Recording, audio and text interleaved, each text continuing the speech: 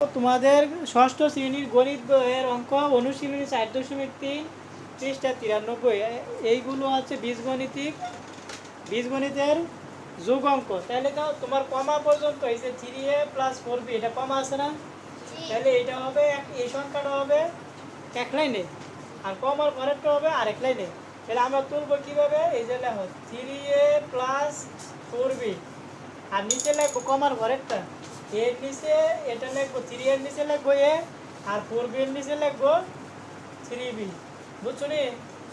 তারপরে আমরা এখানে যোগ চিহ্ন দিব, যেহেতু যোগ এটা বলছে যোগ করো, আর না দিলেও হবে যেহেতু যোগ করো বলছে, এখানে আমরা কোনায় লিখে দিই যোগ করি।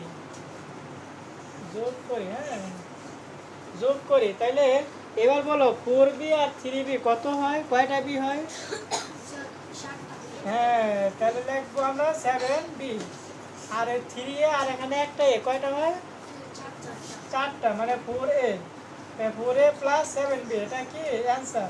তাহলে তোমরা অ্যান্সার লিখে এইভাবে লিখবা 4a + 7b, বুঝছো নি? এইবার আমরা ওইখানে কয়টা লাইন হবে বলতে পারবা? তিনটা, মানে কমার পরে কমার আগে একটা সংখ্যা, এই 2 কমার মাঝে একটা, তারপরে সর্বশেষ একটা, তাহলে এটা 3 লাইনে হবে, তাই না? তাহলে 3 লাইনে হইলে কিভাবে লিখবো? প্রথমে আমরা লিখবো 2a + 3a, হ্যাঁ, তারপরে লিখবো 3a প্লাস, আচ্ছা এটা ভুল, আমাদের এটা হবে বি, তোলাটা কি ভুল হয়েছিল, হ্যাঁ 2a + 3b, তারপরে 3a + 5b, বুঝছো? তারপরে সর্বশেষ 5a + 6b। এবার আমরা যোগ করব, আমরা যদি যোগ করি তাহলে কত হবে? বি কয়টা বলো তো টোটালি? 3 আর 5 8, 8 এ 6 14b, আর এখানে এ কয়টা হয় বলি? 2 3 5, 5 আর 5 তাহলে 10 হয়, তাই না? 10a, বুঝছো কি না? তাহলে অ্যান্সার 10a + 14b, দুইটা অঙ্ক হলো। এবার এই দুইটা তুলো তোমরা শ্রেণীর। এবার 27 নম্বর অঙ্ক, অঙ্কটা দেওয়া আছে এক্স এর মান এইটা, ওয়াই এর মান এটা, হ্যাঁ, তাহলে এক্স এর মান হচ্ছে এই যে এটা, ওয়াই এর মান এটা, জেড এর মান হচ্ছে এই যে দুটো। তাহলে আমরা এক্স এর জায়গায় তোমার এটা বসাবো, এই যে 5a + 7b, হ্যাঁ 9c।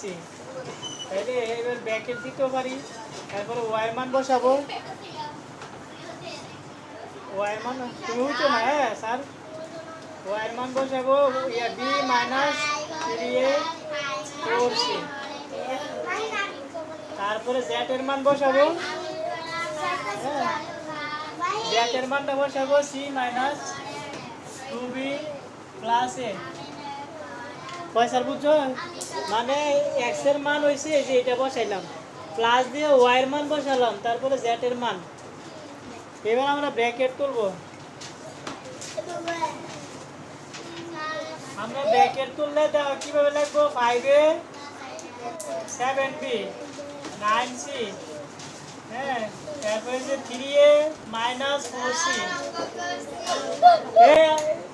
এই যে c - 2b + a। এবার আমরা যোগ করবো, এ কয়টা আছে দেখো,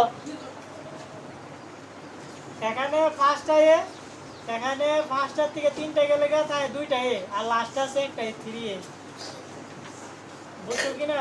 এখানে 5a, এখানে 3a বাদ গেলে 2টা এ আর একটা আছে, তাহলে 3টা এ হয় সাকিবুল।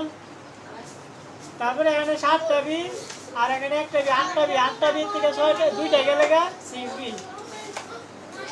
তারপরে সি এর হিসাব, এখানে 9c থেকে 4c গেলে 9c থেকে 4c গেলে 5c, 5c আর একটা c 6c। এবার আমরা যে সবগুলোকে 3 দিয়ে ভাগ যায়, 3 দিয়ে ভাগ করলে এখানে এ থাকে আর এখানে কি হয় 3 দুগুণে 6 হয়, এটা 2 আর b, এখানে এটাও 3 দুগুণে 6, 2C তাহলে তোমার এটা হইছে এটার সাথে মিলছে না রাইট হ্যান্ড সাইড মানে ডান পক্ষ হয়ে গেছে ডান পক্ষ অতএব বাম পক্ষ সমান ডান পক্ষ